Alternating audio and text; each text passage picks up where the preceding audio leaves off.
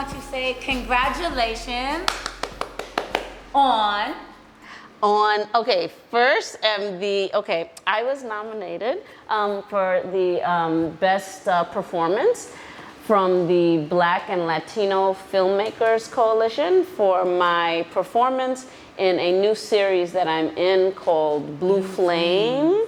Blue Flame, written and directed by Michael Pinkney. Also co-written as well by Sharon Easton. To me, just to be nominated is huge. The fact that, that anybody would look at your craft and say, wow, she should be nominated for one of the best actor parts. That's like very much of an honor to me. So I'm like very grateful for that. Why are you in Brooklyn? Funny enough, okay, I'm a Brooklynite. I'm from Clinton Hill area, Fort Greene area. So I'm always in Brooklyn. Okay. Yeah. When was the last time you had a hot chocolate? A hot chocolate, oh my God. Angelo created what we call toasted chocolate. Very nice. But I want to see a little, I know you got a little something to share. Okay. All right. This monologue is by a writer called Arthal Fugard. The play is called Valley Song. The character is Veronica. Okay, so sit back, relax, and enjoy. It was already past 12 o'clock, you see, and Miss Oliphant was closing up the post office when the Brigid came in to do some business there. So Miss Oliphant said to him, look at your watch and you will see that it is already past 12 o'clock, which is closing time. But he said, how can the post office be closed? Because the door was opened and she was standing behind the counter. But she said, look at your watch and you will see that it is already past 12 o'clock. So he just stood there and he said that he wasn't moving until he had done his business. So Mrs. Oliphant said to him, this is no longer the old South Africa. And she went next door to the police station. She came back with the police sergeant. By now, a lot of our people were waiting outside to see what would happen. When the police sergeant came outside with the Brigid there, everybody started to clap their hands. They started to clap their hands on the chair. And the Brigid there, he jumped into his buggy and he slammed the door, poof, and he drove away fast. People had to jump out of their way. Thank you. Oh, that was so good. Thank you. That was so Thank good. you. So Thank good. you. I've done that monologue so many times. It's like I'm a character actor. So once you give me the character, the person, she can have an accent, she can be from the South, she can be from wherever she need to be. Okay. It don't matter. Okay. Once I get into her, and this is how she talks, this is where she's from, I can say whatever she says because I'm being true to her. You see what I'm saying? So when I was doing Victoria, when I was doing her, I was true to her because this is how she talks. You see what I mean? She is very, very, very excited. She's from South Africa and they tend to express themselves in a certain way. Right. You see what I mean? So once you have the character, it does not matter what you write on the paper. These are just words. Right. These are just words. Right. It doesn't matter. As if I was being myself. I'm not scripted. I'm just talking like how Shukura would talk. Right. So I love it when directors, work with me and they know my work and they just let me go because I'm not trying to take away from the writing at all. I'm just, as the actor, I've just become that person. Right. So now I'm just talking, I'm just being. I don't, sway from the lines that much, but I do improvise and I just make the character myself, who that individual is. I'm just true to that person. I love it. Thank you. Thank you. That's very tasty. It's very good.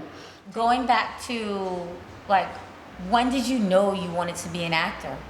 And when did that all start or happen for you? Yeah, well, I was 7 years old. Wow. And I was in elementary school.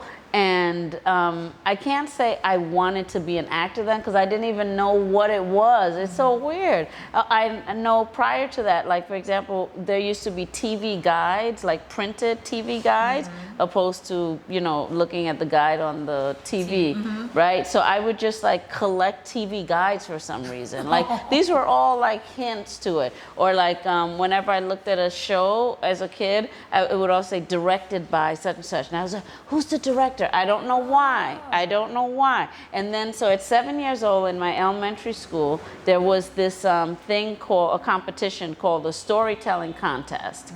Not only did I win it in the school, but I think I won it somewhere in a bigger way. So I went to the next level with it. So yeah, so that was that. And then when I was 11 years old, I was helping my art teacher clean up the classroom afterwards. So I was just kind of fooling around. I was with my friend, and I would like jump up on one of the tables and start like dancing and like you know, doing Michael Jackson, kidding around. And the art teacher said to me, "You should be an actor." And I was just like, "Oh my God, that's what I want to be. That's what I always want to be." Because she's the first one. She's the first one that actually said it. So there was a middle school on the top floor of the elementary school for gifted kids, not talented, for very like academically gifted students. So there was an acting teacher there. They were offered an acting class. So the art teacher said to me that I should see the acting teacher there from that. So I was just like, okay. So I went there once to her, and I actually read a play, like it was like a scene or something, with the other students. And you know, they were in middle school, I was just in elementary school, but I read with her, and I just, you know, I just read it. I didn't think I did any exceptional kind of way, but I just did. But you did, and obviously. I guess. And afterwards she was like, "Oh my God, you're great." She was like, "You need to go to the American Academy of Dramatic Arts." So she was like, "Tell your mom," and you know, whatever. And I told my mom. My mom was like, "Huh, what, whatever." And she took it, you know, she went out of her way and she called my mom. She's like, "Give me her number," because she saw like I needed to go there. Right. And she called and she's like, "Look, just try whatever you can do. She needs to go there." Right. And so it's like, you know, by middle school, I'd already did a show in the school, and one of the students, my classmate, said, "There's this middle school that is for performing arts." It was going to be the first year in existence. So I was like, "Oh, okay." So I applied there. I had to audition.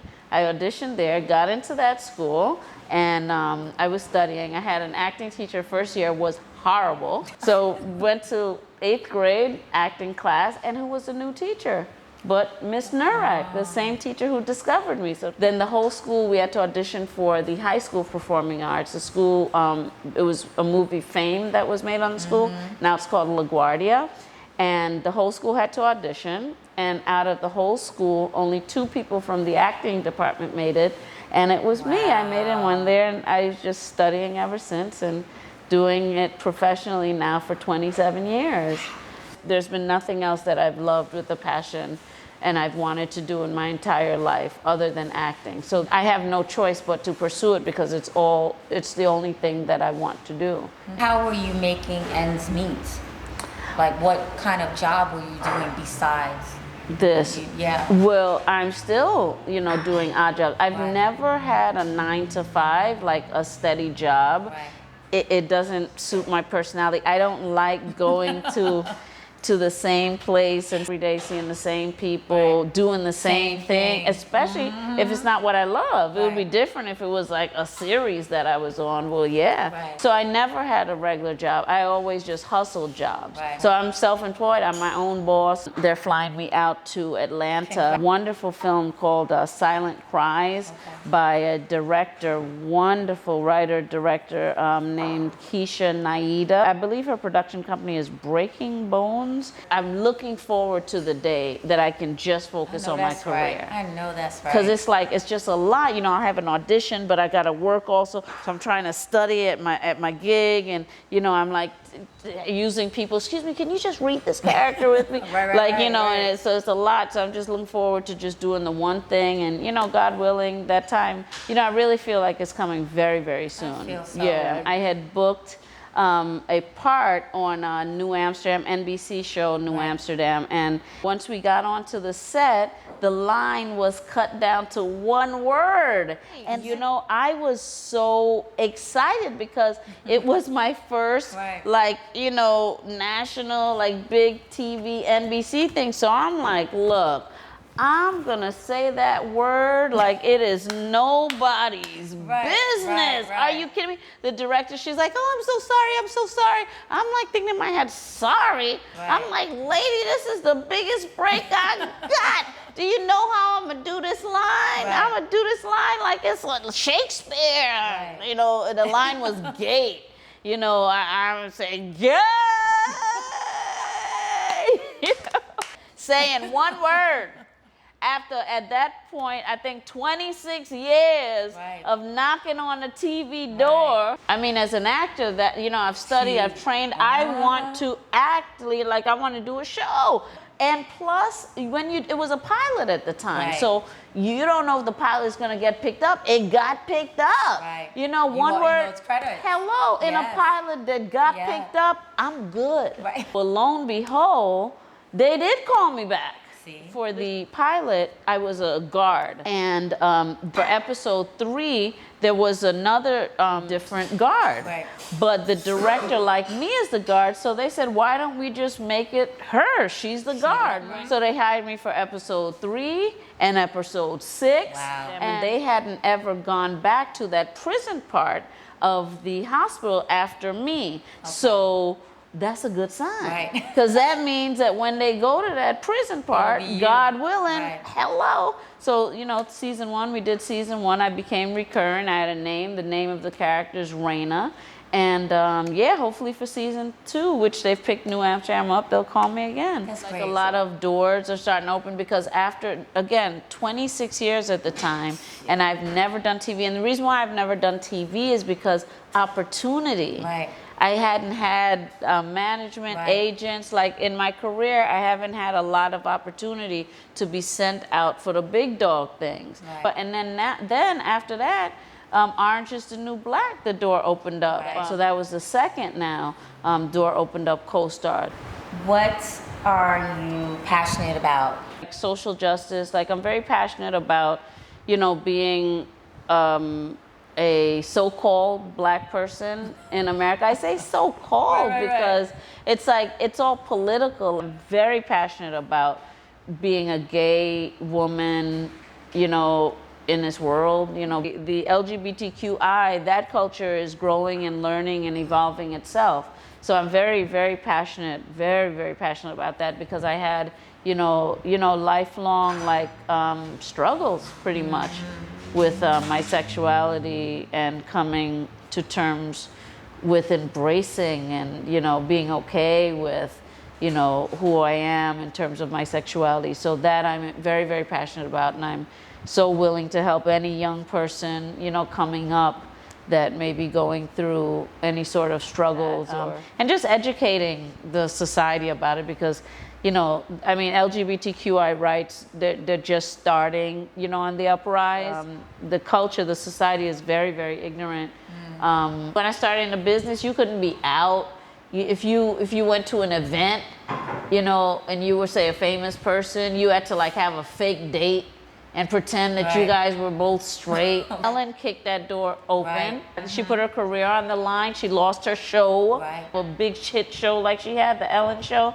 She lost that from coming out, but she opened the door for people like me to be talking like this right now, to go to events with my significant other when I get one. But I first came out when I was 19 years old. And then I went back in due to like family and religious stuff and, you know, all this kind of like this head trip really for a gay person. It can be quite tumultuous. So I was in the closet for a while, for a good few years. And then I've come out this last official time. How long has it been since like what? 1995. But nonetheless, when I did come out the closet first at 19, and I was exposed to like lesbian culture, and I saw people who looked like me, you know, because instead of the way that women are socialized to look like more like you, which is absolutely lovely, and that's how I used to look, you know, so I look like that. But in the lesbian world, there are women like me, so it's like it gave me kind of like, it's like, oh wow, like that's another option, like I could do that. And they were so badass. I remember this one lesbian, she had like two Rottweilers, you know, two Rottweilers, just, it was just like admirable. I loved it. So I gravitated towards it, and I slowly started evolving, because that was at my core. I didn't even know I was like that. So I slowly started evolving. Then when I was closeted, because I got in religion, family, and I went back in the closet, then I started like looking more like you again, but I had the little edge, because I had now another part of me had developed. So now I say all that to say that these 14, 15 years that I came out again, so I started slowly evolving again, but now I'm able to fully evolve. So this is the manifestation of how I look now. Going back to, do you feel like your roles are depicted from who you are? When I started in the business, when I looked the way that I looked, many times I was reading opposite a male character. Okay. And I would always find the male character that I was reading opposite more interesting. I would want to do that part. And it would not be, of course, because I wanted to be male. I'm not transgender at all. It's just what society feels that men are, which was written in the script. He's doing this part.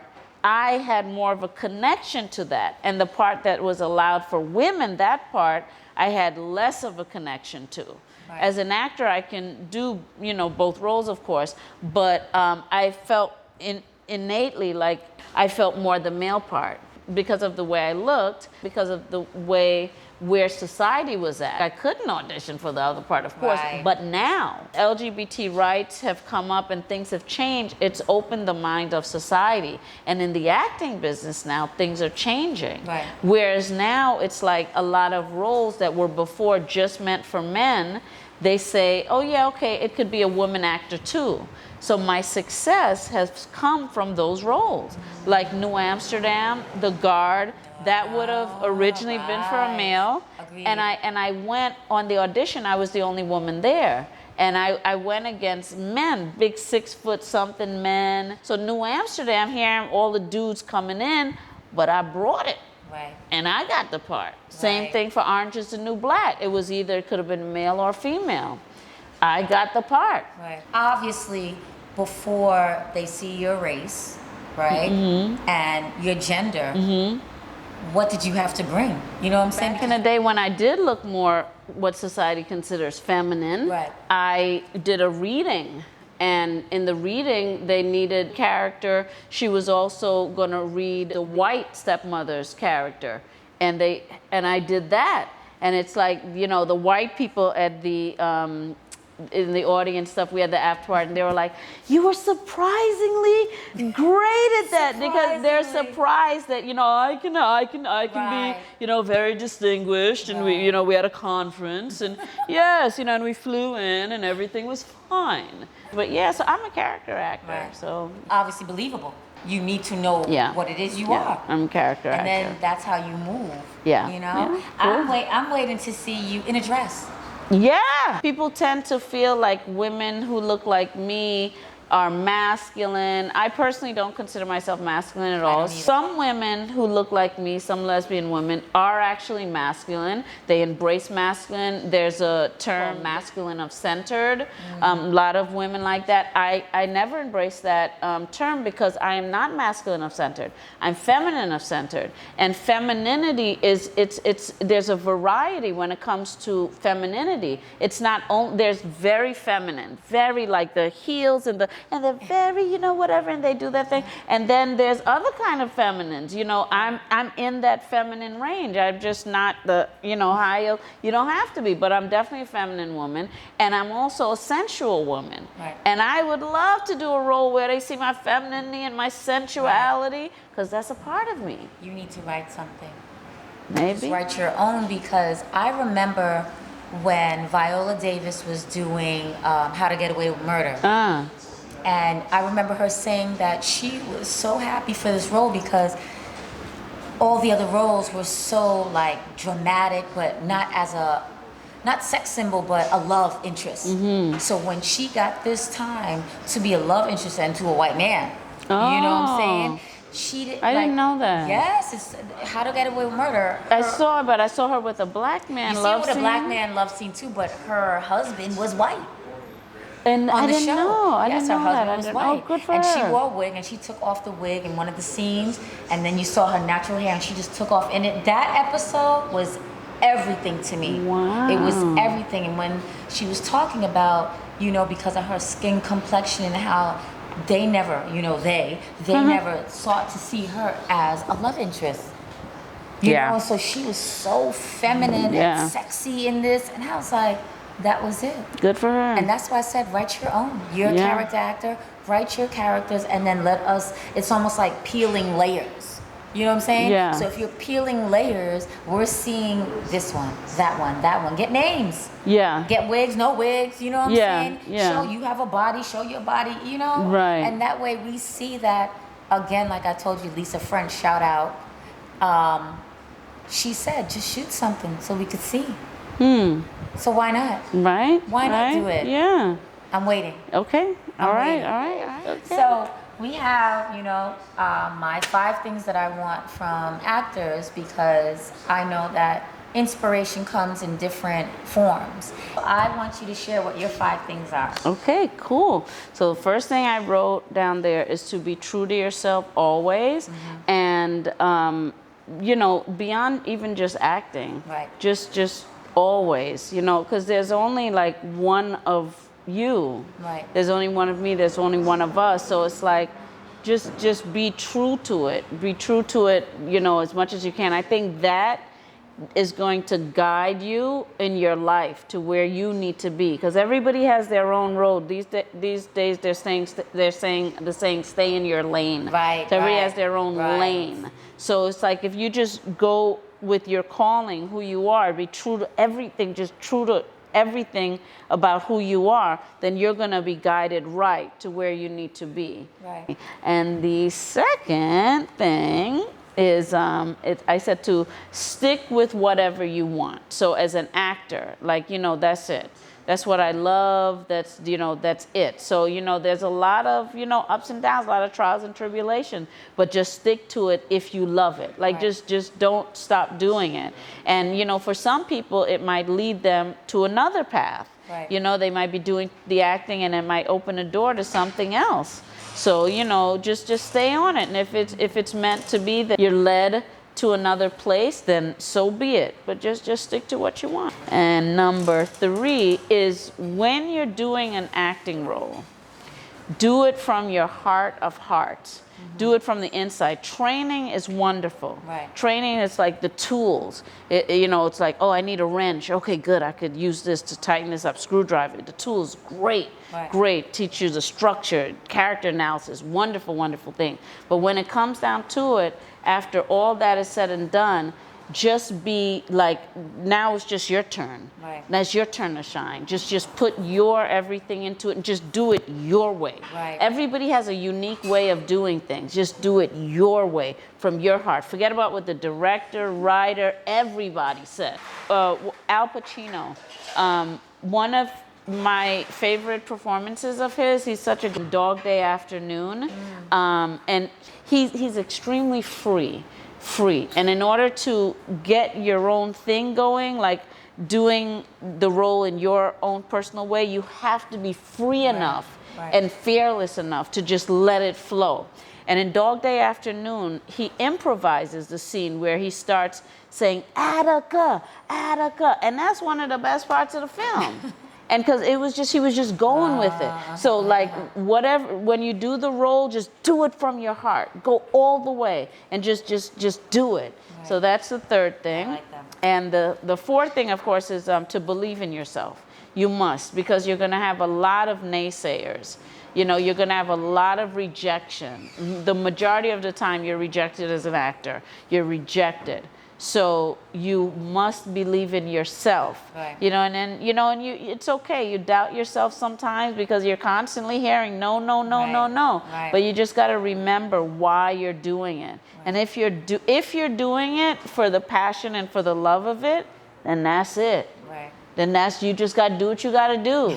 People Right. got to say what they got to say, Right, right, you know, and but move just on. move on, do your thing, believe in yourself and do what you love. Right. And the last thing is not, some people are afraid to follow their dreams of being an artist, an actor, singer, dancer, anything, or even anything else, but especially the arts, because you know, you can many times be a starving artist. Right. I still consider myself a starving artist, definitely. Right. You know, there's no stability, so they're afraid, well, you know, I want to work, I want to eat, you know, Right. like, I don't know about this acting stuff, you know, I might, here, let me get my fallback. Right. You know, well, you might fall back into your fallback for good. Right. And And that's I your know some life. people like that. A lot of Yeah, people. yeah, yeah. And that's your life. Like, what would you rather do that, falling back into what you don't really want to do and living that life? Or, you Miserable. know, the struggling, starving artist joint and doing what you love. You're fed on what you love. You know, you just got to sacrifice. So don't be afraid, because doors are going to open anyway. Right. You know, doors going to open. You're going to live. You're going to eat. You're going to live. You're going to be okay. So just, you know, don't be afraid of that. Do what you love. If it's what you want to do it. I love that. Thank you. No, thank you for that. So you have to sign it. Oh, great. Anywhere on the page or crosswords, wherever Awesome. you want. Oh, really? Yes. Very nice. It's an honor. Okay. Again, for Thank coming. you. Thank you. We'll toast to CoCoa Conversation. Yes, and Definitely. to your award in Thank advance. you. Thank you so much.